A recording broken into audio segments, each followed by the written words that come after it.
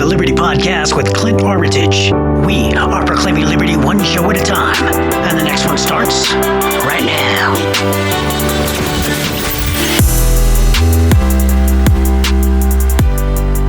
What's up, what's up, what's up? Yeah, Clint Armitage, Liberty Podcast. Thanks for coming back.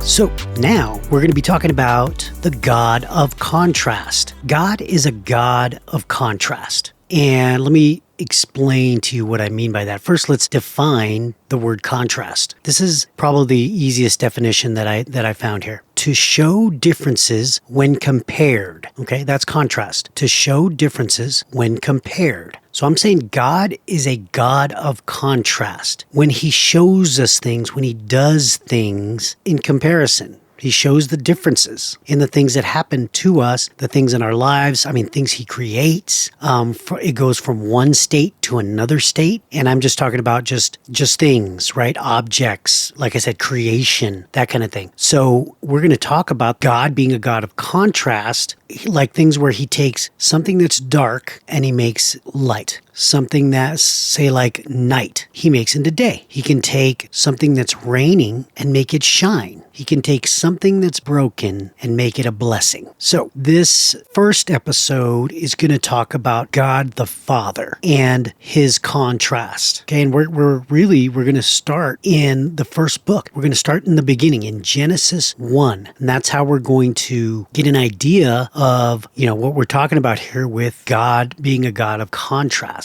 Because it's a pretty darn good example of it. Okay, here we go. Chapter 1 of Genesis, starting in verse 1. In the beginning, God created the heavens and the earth. Now the earth was formless and empty. Darkness was over the surface of the deep, and the Spirit of God was hovering over the waters. And God said, "Let there be light," and there was light. God saw that the light was good, and he separated the light from the darkness. God called the light day, and the darkness he called night. And there was evening, and there was morning, the first day. Okay, let's talk about the first day. Now we have God creating the heavens and the earth. Now it says in verse 2 that the earth was formless and empty, darkness was over the surface of the deep, and the Spirit of God was hovering over the waters. So that kind of gives you a little bit of hint about the Trinity, because you have God the Father in the beginning, you have Jesus in the beginning. We see that from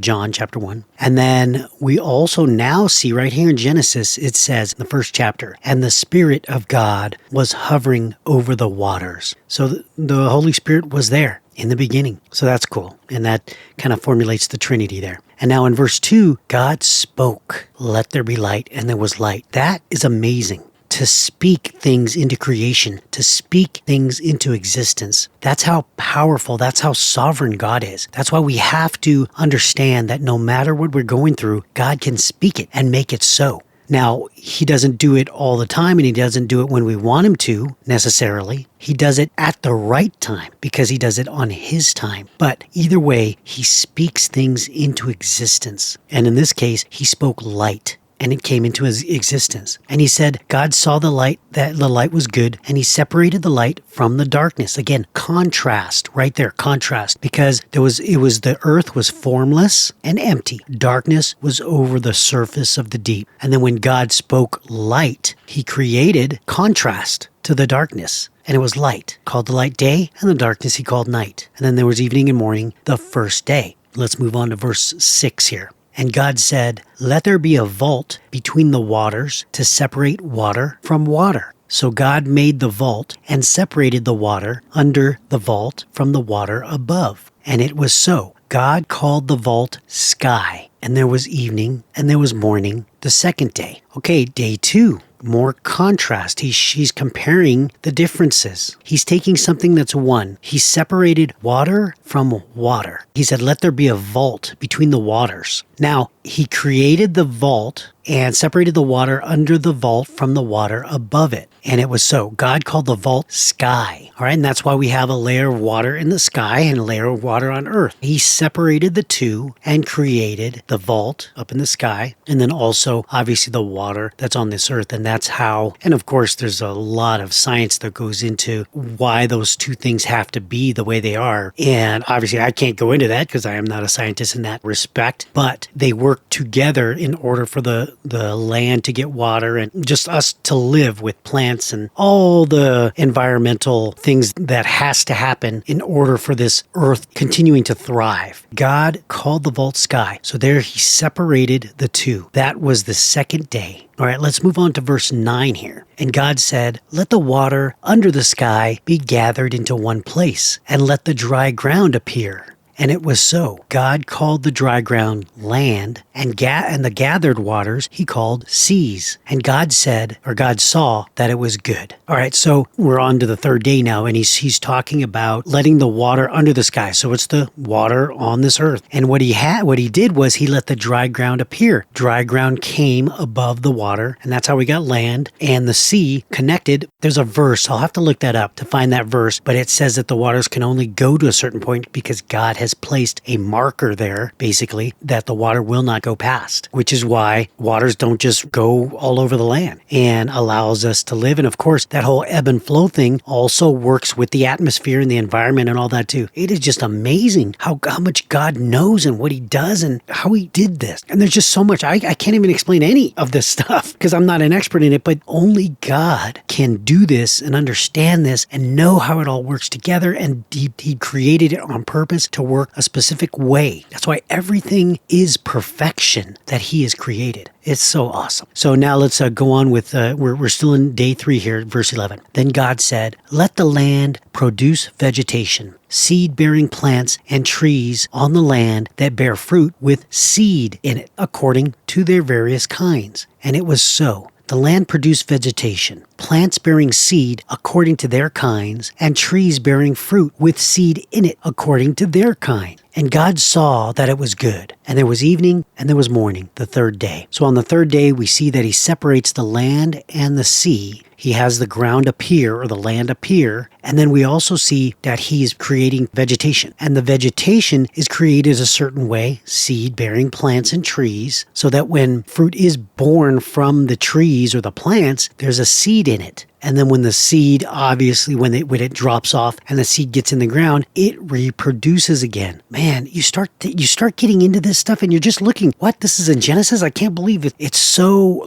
intricate. And it's not even getting into the intricacies in Genesis here. It's just giving an overview. But when you start thinking about it, you're like, yeah, God created seed-bearing fruit. And then the fruit, when it falls off the tree and then it gets into the ground again, it reproduces again and creates another tree or another plant. All these things are amazing. Again, a God of contrast. From nothing, something. It literally blows my mind. I can't believe it. This is just so awesome. God is just so awesome. And so that's the third day where he creates trees, plants, fruit with seed according to their kinds. Oh man, that's great. Okay, verse 14. It's just amazing. Verse 14. And God said, "Let there be lights in the vault of the sky to separate the day from the night, and let them serve as signs to mark sacred times and days and years. And let them be lights in the vault of the sky to give light on earth." And it was so. God made 2 great lights, the greater light to govern the day and the lesser light to govern the night. He also made stars. God set them in the vault of the sky to give light on earth, to govern the day and the night, and to separate light from darkness. God saw that it was good, and there was evening and there was morning, the 4th day. Now we're on the 4th day here, and he creates light. Again, he spoke it into existence in the vault of the sky. And mainly we have 2, right? We're talking about the sun and the moon, and they were made to separate the day and the night. And then also, not only that, but look at this next line in verse 14 in the first chapter. It says this, the second part of that verse, it says, "And let them serve as signs to mark sacred times and days and years."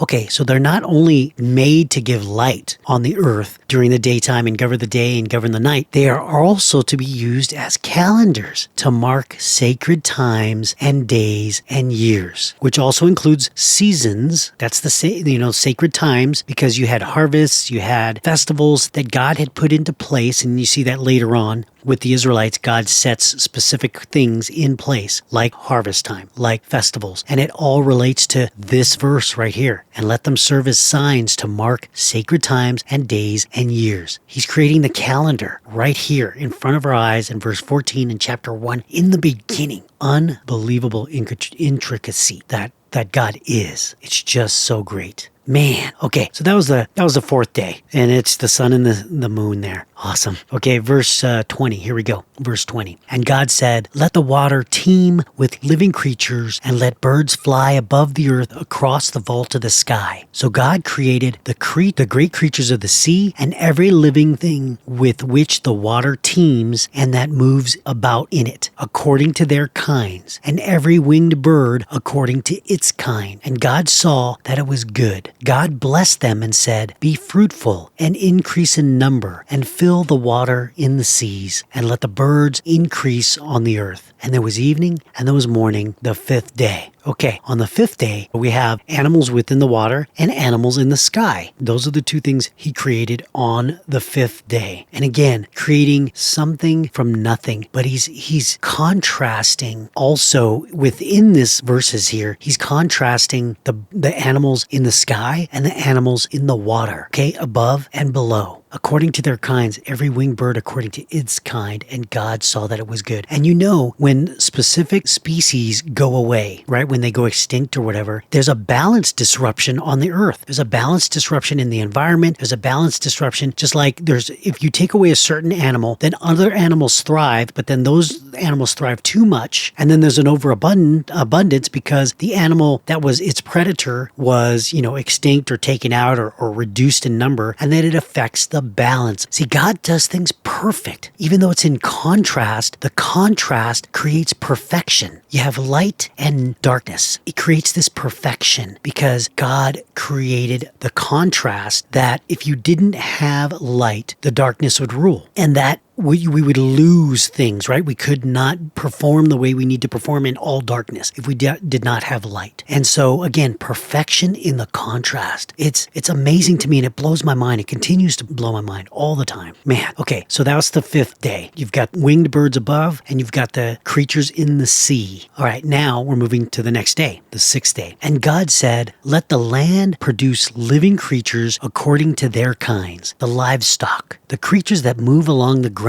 and the wild animals, each according to its kind. And it was so. God made the wild animals according to their kinds, the livestock according to their kinds, and all the creatures that move along the ground according to their kinds. And God saw that it was good. Then God said, let us make mankind in our image, in our likeness, so that they may rule over the fish of the sea and the birds in the sky, over the livestock and all the wild animals, and over all the creatures that move along the ground. So God created mankind in his own image. In the image of God, he created them. Male and female, he created them. God blessed them and said to them, be fruitful and increase in number. Fill the earth and subdue it. Rule over the fish in the sea and the birds in the sky, and over every living creature that moves on the ground. Then God said, I give you every seed-bearing plant on the face of the whole earth, and every tree that has fruit with seed in it, they will be yours for food. And to all the beasts of the earth, and all the birds in the sky, and all the creatures that move along the ground, everything that has breath of life in it, I give every green plant for food. And it was so. God saw all that he made, and it was very good. And there was evening, and there was morning, the sixth day. So God made a lot on that day, right? The sixth day. He produced the living creatures on the land according to their kinds, like livestock,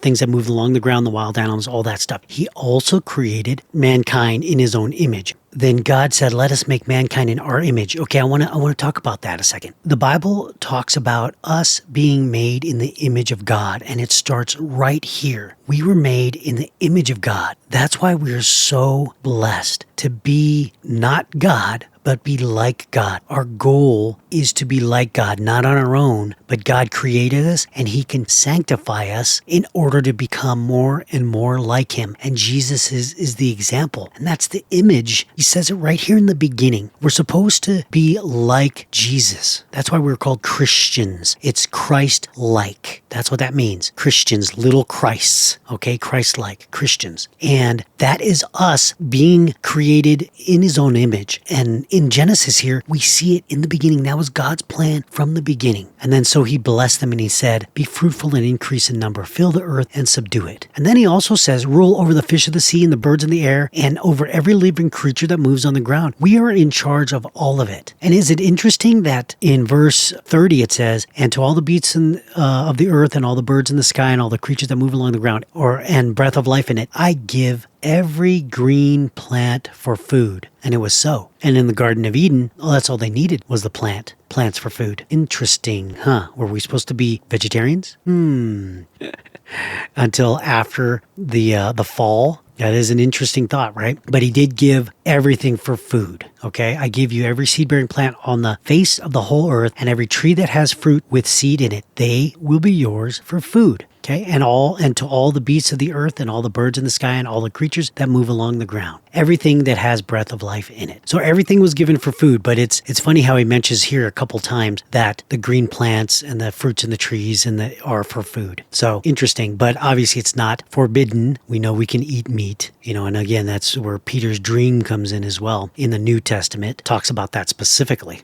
When we talk about Genesis and we talk about how God created all this stuff, I want to connect it to the contrast again. God creates something from nothing. Contrast. There's nothing, and then there's something. So that's contrast. He creates light from darkness. Darkness is there, and God creates light. Again, contrast. I mean, think about it. When it's raining, He creates sunshine, and that's another contrast. And in the contrast is His perfection. And so when He created something from nothing, and that's why we talked about Genesis chapter 1 here, everything that He created on the first 6 days came from nothing. So He's a God of contrast. But yet it's perfection in His contrast. I continue to be blown away just by reading what we all know, the creation story, right? We all have heard it. We all have probably read it before, reading all the things that happened in the first 6 days. But then when you go back and actually break it down, you can actually see more into it. Now you see what it says is just an overview how He created things, right? But then when we find out, like, wait a minute, He created these things, but then there's so much detail within it that's not mentioned there. It's mentioned in other parts in the Bible where you get to connect. Like all these things that if they're not perfect, if they're not in balance, then everything is out of balance and then things don't happen the way they should. Just like I said, the environment gets screwed up when there's a specific creature, an animal, say a predator animal that goes extinct. Then that takes the environment, the animal environment, out of balance. And then you can see how when mankind screws with God's perfect contrast, perfect balance, then we see the consequences of that. And we are dealing with consequences of that every single day. And that's why we have more and more issues, because we keep on going overboard with things. And we're putting too much of our hands in it and not just living moderately. We do too many things. We try to get too many things. We get greedy and we start hoarding things and we want to make money. So we start selling things, whatever's popular at the time. If meat's popular, we're going to create all these animals and they're cloning animals and it's just too much and it takes it out of balance. We're ruining God's perfection. We're ruining God's perfect contrast and perfect balance. We need to back off of that a little bit and understand that God has made things perfectly. And if we just follow doing things His way and in moderation and not overdoing it, this earth will last longer. Things will go a lot better because they're in balance, but we go and do things overboard and get out of balance. So anyways, I just wanted to talk about that because I wanted to focus on the fact that God is a God of contrast, and that contrast is perfection, something out of nothing, which was the first 6 days in Genesis. Oh, I hope you got as much out of it as I did. I get excited about that because it's so cool to start really thinking about the detail, even though the details aren't listed in Genesis. We just think about what God created and how He created created it and how perfect it had to be in order for it to work properly. It's just amazing. Anyways, thanks for stopping by. My name is Clint Armitage. This is the Liberty Podcast, and this is part 1 of The God of Contrast. Until next time, stay safe, stay motivated, and keep seeking liberty.